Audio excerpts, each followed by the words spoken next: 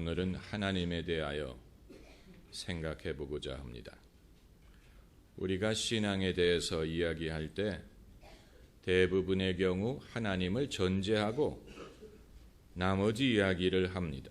하나님의 존재든 하나님의 성품을 미리 전제하고 그 이외의 이야기를 할 때가 많은데, 정작 하나님에 대해서는 우리가 막연하고 잘 모르는 경우가 많이 있습니다. 주일학교에서 부르던 노래 중에 하나님의 사랑 신기하고 놀라와, 하나님의 사랑 신기하고 놀라와, 오 크신 사랑, 하늘보다도 높고 바다보다도 깊고 우주보다도 넓은 오 크신 사랑, 이런 노래가 있지요. 그런데 하나님의 사랑보다도 더 큰 것이 하나님입니다. 하나님이 하늘보다도 넓고 바다보다도 깊고 우주보다도 넓습니다. 왜냐하면 하나님이 우주 만물을 만드셨기 때문에 그렇습니다. 여러분, 우주가 얼마나 크냐면 지구가 속한 것이 태양계 아닙니까? 이 태양계 같은 것이 수억 개가 모여서 만든 것이 은하계인데, 이 은하계가 수억 개가 모여있는 것이 우주예요. 그런데 우주가 그보다도 큽니다. 한도 끝도 없습니다. 그러니 하나님이 얼마나 큰 존재인 줄 우리가 알 수가 있지요. 그런데 하나님이 얼마나 큰 분인가를 생각할수록 사람이 더 작아 보이고 하찮은 존재로 생각이 되고 고독한 존재라고 생각이 됩니다. 그리고 그렇게 크신 하나님이 왜 이렇게 작고 작은 사람들의 삶 속에 관여하실지 궁금하게 생각을 하게 됩니다. 우리는 같은 사람들끼리도 어울릴 때 나이가 같은 사람끼리 어울리는 것을 적합하게 생각합니다. 나이가 같아야 친구라고 부릅니다. 만약에 나이 차가 너무 나는 사람하고 어울린다면 그것은 격에 맞지 않는다고 봅니다. 만일 어른이 초등학생들하고 논다면 그건 뭔가 이상한 것입니다. 사람끼리도 서로 격이 맞고 나이가 비슷해야 어울리는데, 하나님이 우주보다도 크신 분이 왜 이렇게 작고 작은 사람들에게 관심을 가지고 우리 삶에 관여하시느냐? 그 이유가 인간이 아직 원시적일 때, 하나님 우주가 얼마나 큰지 알지 모를 때, 그때 하나님을 인간처럼 축소해서 생각했기 때문에 그런 것이 아닐까, 이렇게 생각할 수가 있습니다. 성경에 하나님이 사람을 당신의 형상대로 지으셨다고 기록을 했지만, 사람은 하나님을 사람의 형상으로 상상하는 것은 아닐까. 인류의 의식이 발달하기 이전에 미신적인 사고방식으로 하나님을 생각하는 것이 아닐까. 그리고 인간의 모습을 하나님에게 투영해서 그것을 하나님으로 믿는 것이 아닐까. 이런 생각을 하는 사람들이 있습니다. 하나님이 크시다는 사실은 우리를 당황하게 만들고, 하나님에 대해서 정이 떨어지게 만들고, 그리고 그렇게 크신 분이 왜 나의 일에 간섭을 할까? 왜 우리의 작은 생각까지 일일이 챙기실까? 하는 질문을 하게 만드는 것입니다. 그러나 성경 저자들은 그런 질문을 하지 않았습니다.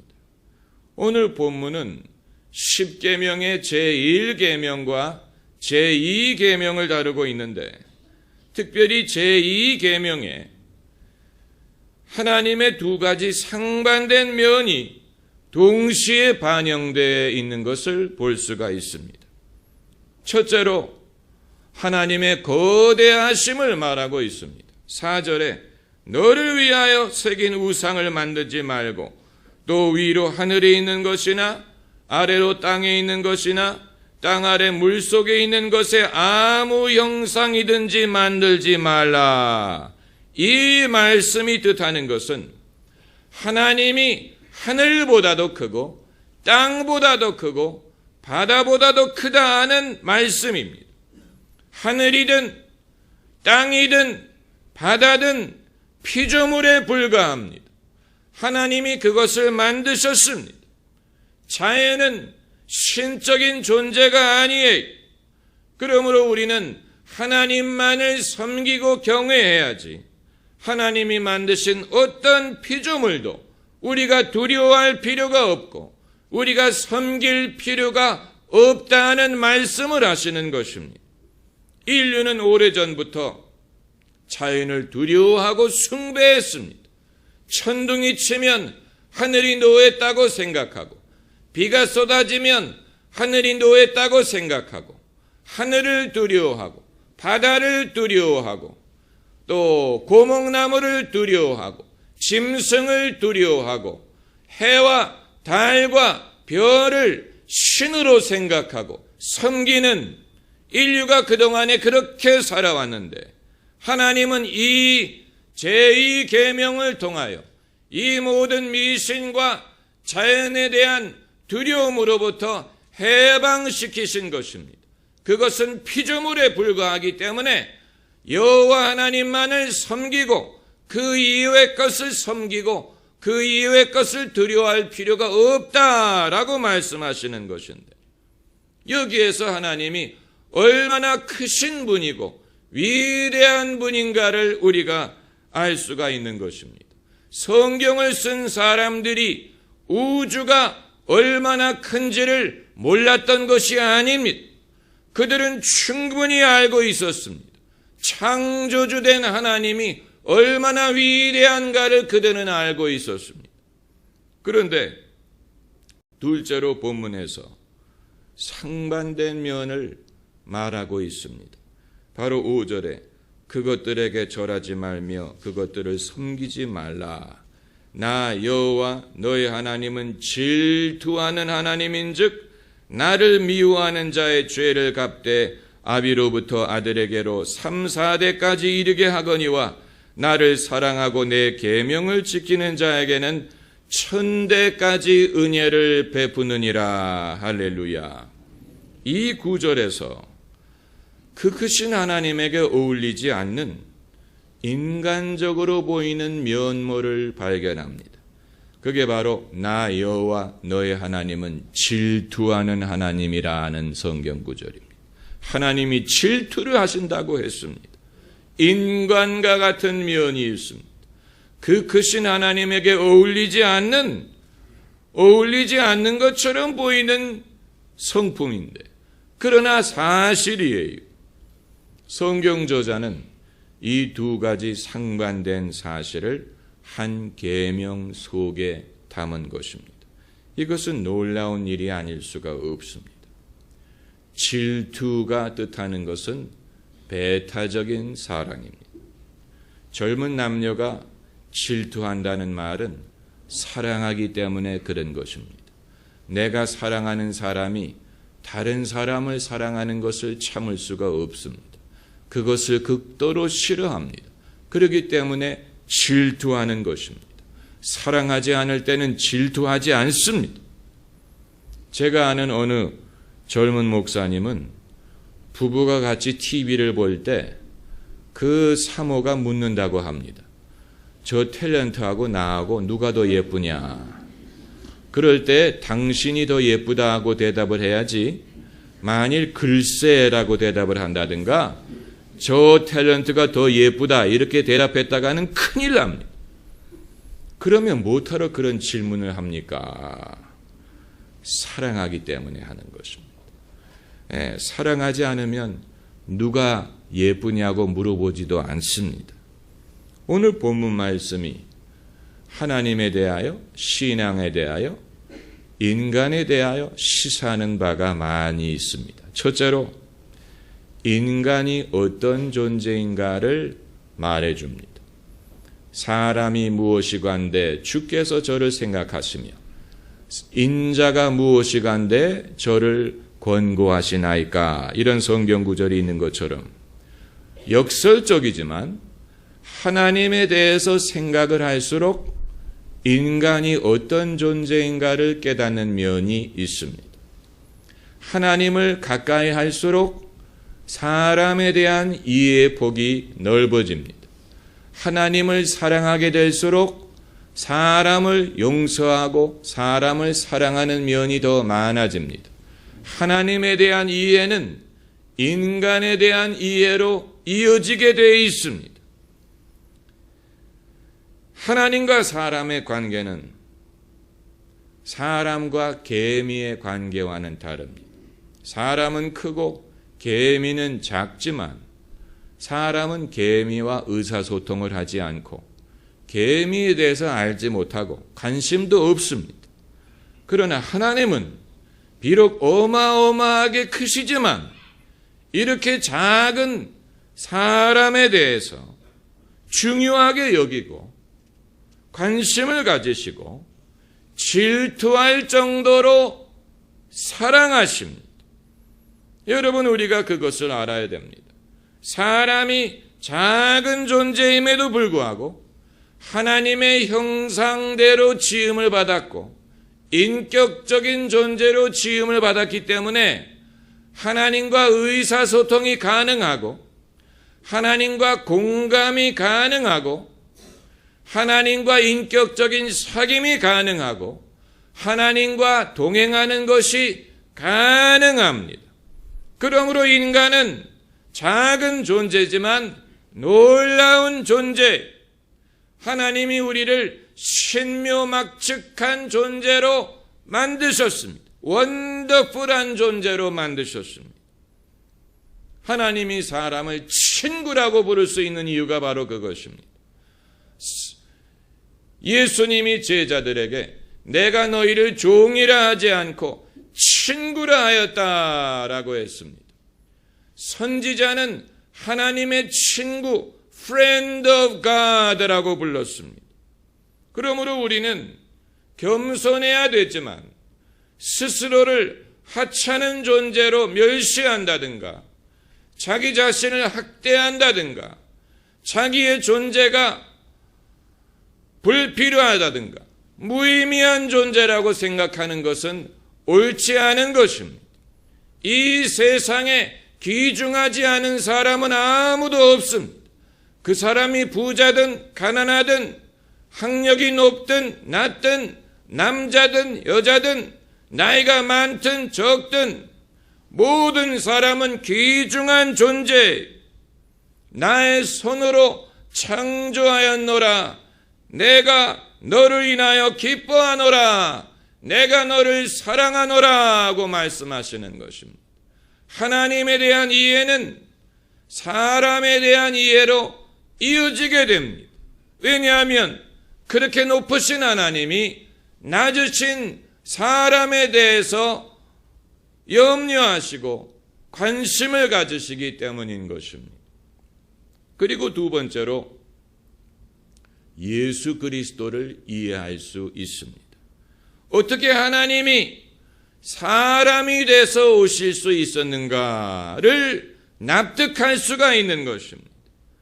이것이 늘 신학적인 논쟁의 핵심에 있었습니다. 영지주의자들은 예수 그리스도가 사람처럼 보였을 뿐이지 사람이 아니었다고 주장했습니다.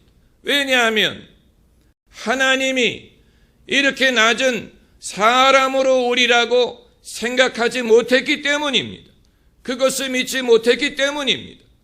그러나 우리는 납득할 수가 있습니다. 어떻게 높으신 하나님이 사람의 몸을 입고 오실 수가 있었느냐? 이것은 인간이 작지만 특별한 존재요. 하나님이 사랑하시는 존재이기 때문에 그런 것입니다. 하나님이 세상을 이처럼 사랑하사 독생자를 주셨다라고 했습니다.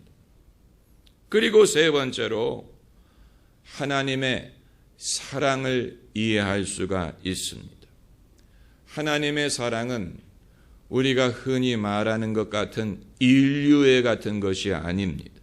우리가 말하는 인류애는 먼 사랑, 막연한 사랑, 안전한 사랑이지. 아프리카에서 누가 굶는다는 말을 들을 때 우리가 저런 누군가가 도와줘야지라고 생각을 하지만 그것 때문에 밤잠을 이루지 못하는 사람은 없어요. 하지만 하나님의 사랑은 가까운 사랑이요, 배타적인 사랑이요, 위험한 사랑입니다. 위험하다는 말은 아픔을 수반할 가능성이 존재한다는 얘기입니다. 하나님이 우리를 사랑하실 때 우리의 마음이 떠나가 있다든가, 우리가 우상을 섬긴다든가, 우리가 마음이 차가워졌다면 하나님이 슬퍼하십니다. 하나님이 그것을 언짢아하십니다. 그렇기 때문에 하나님의 사랑은 리스크를 수반하는 위험한 사랑이에요. 그리고 마지막으로 하나님을 이해할 수가 있습니다. 하나님이 질투하신다는 사실에서 하나님의 사랑의 속성을 알 수 있는 것뿐만이 아니고 하나님을 이해할 수가 있습니다. 무엇이 하나님을 기쁘시게 하는가? 사람이 하나님을 섬긴다는 것이 무엇을 말하는가? 사람은 어떻게 하나님과 동행할 수 있는가? 사람은 어떻게 하나님의 복을 받을 수가 있는가? 사람이 어떻게 하나님의 뜻을 알 수가 있는가? 하나님을 알 수가 있고, 그리고 우리가 하나님과 동행하는 법을 깨달을 수가 있는 것입니다. 하나님의 눈에 보이지는 않지만 사람이 인격체인 것처럼 하나님도 인격체입니다. 사람이 선택하는 것처럼 하나님도 선택하시고, 사람이 감정을 느끼는 것처럼 하나님도 감정을 느끼시고, 사람이 사랑할 수 있는 것처럼 하나님도 사랑하시고 사랑받기를 원하십니다. 여러분, 사람들끼리의 관계에도 그 사람이 무엇을 좋아하는지를 알면 그 사람을 기쁘게 할 수가 있는 것처럼 하나님이 무엇을 원하시는가를 알면 우리가 하나님을 기쁘시게 해드릴 수가 있는 것입니다. 하나님의 약속을 안다는 것은, 성경을 안다는 말은 하나님의 뜻을 아는 것과 하나님의 약속을 아는 것을 뜻하는 것입니다. 그렇기 때문에 작은 일에서부터 우리가 하나님을 기쁘시게 하는 법을 배울 수가 있습니다. 예컨대 책상 위에 성경책이 놓여 있을 때 내가 그 성경책 위에다가 다른 책을 올려놓든다든가, 신문을 올려놓는다든가, 무슨 소설책을 올려놓는다든가, 그렇게 하게 되면 하나님의 말씀보다도 다른 것을 더 우선한다는 그런 뜻이 되기 때문에 하나님이 기뻐하실 리가 없습니다. 성경책은 귀중히 여겨야 됩니다. 성경책을 흔하게 생각해서는 안 됩니다. 성경책을 우리가 어떻게 다루느냐에서부터 벌써 하나님을 어떻게 생각하느냐를 드러내는 것입니다. 또 주일날 교회 가는 대신에 놀러 간다. 우리는 하나님은 크신 분이기 때문에 얼마든지 이해하시고 넘어갈 수 있을 것이다 라고 생각할 수 있지만, 그건 하나님의 큰 면만을 생각하는 것이고 하나님이 질투하는 하나님이라는 것을 생각하지 못하는 것입니다. 주일날 얼마든지 다른 데 갈 수도 있지요. 그러나 설사 간다고 하더라도 적어도 마음속에 찜찜한 구석이 있어야지. 주일날 예배를 빠뜨리고 놀러가면서 재미있다, 즐겁다 라고 한다면 그 사람은 뭔가 이상한 것입니다. 주일날 놀러갈 때 적어도 마음속에 민망하다든가 찜찜하다든가 그런 것이 있어야 적어도 그 사람의 마음속에 하나님이 계시다는 얘기예요. 왜 유럽의 교회가 침체하게 됐느냐? 사람들이 여름에 휴가를 석 달씩 가면서 주일 예배를 석 달씩 빼먹게 되니까 한 번 빼먹기 시작한 교회를 계속 빼먹게 되는 것입니다. 그렇기 때문에 유럽 사람들이 반드시 믿음을 버린 것은 아닐지라도 그들의 신앙은 교회 중심이 아니고 은혜 중심이 아니고 모이기에 힘을 쓰지 않는 것입니다. 그래서 그들의 믿음이 능력을 상실하게 된 것입니다. 봉사하는 일을 맡아놓고 펑크를 내는 것도 마찬가지예요. 아마 사람들 중에는 내가 빠져도 대신할 수 있는 사람 많다. 맞는 얘기예요. 대신할 수 있습니다. 그러나 하나님의 관점에서는 내가 하나님을 섬길 수 있을 때 누가 대신하는 것을 원하지 않으십니다. 부모님이 연로하셔서 계단을 내려가실 때 누가 도와드려야 된다면 자기 자식이 도와주기를 바라죠. 자기 아들, 딸이 손잡아주기를 바라죠. 다른 사람도 얼마든지 손잡아줄 수 있습니다. 그러나 자기가 사랑하는 자식이 손을 잡아줄 때 기쁜 것과 마찬가지예요. 성가대든 주일학교든 예배 안내든 얼마든지 다른 사람이 할 수 있어요. 그러나 하나님께서는 당신이 사랑하는 자녀가 그 일을 맡아 하실 때 기뻐하시는 것입니다. 하나님이 그것을 즐거워하시는 것입니다. 우리는 우리의 봉사를 기능적인 것으로만 생각할 것이 아니고 하나님과 나와의 관계 속에서 생각해야 됩니다. 나는 하나의 이 톱니바퀴가 아니에요. 하나님 나라에 있어도 되고 없어도 되는 톱니바퀴가 아니고 하나님의 관점에서는 나를 귀하게 여기시고 내 이름을 부르십니다. 내 이름을 찾으십니다. 만일 우리가 하나님은 크신 분이기 때문에 얼마든지 이해하시고 넘어가실 것이다 라고 생각한다면 그건 하나님의 큰 면만을 생각하고 질투하시는 하나님을 생각하지 않는 것입니다. 오죽하면 오늘 본문에 나를 미워하는 자의 죄를 갚되 하나님을 미워하는 것이 죄라고 했습니다. 아비로부터 아들에게로 3, 4대까지 이르게 하거니와 나를 사랑하고 내 계명을 지키는 자에게는 몇 대까지 은혜를 베푸느니라? 1000대까지 은혜를 베푸느니라. 여러분, 이보다 더 분명한 말씀은 있을 수가 없습니다. 하나님은 우리가 당신을 사랑하고 계명을 지키는 것을 얼마나 좋아하시냐면 그 한 사람을 기억해서 1000대까지 은혜를 베푸실 정도로 좋아하십니다. 하나님은 막연한 존재가 아닙니다. 하나님은 멀리 계시지 않습니다. 우리는 하나님을 알 수 있습니다. 하나님을 사귈 수 있습니다. 하나님과 동행할 수 있습니다. 이것은 놀라운 일이고 이것은 좋은 일입니다. 할렐루야.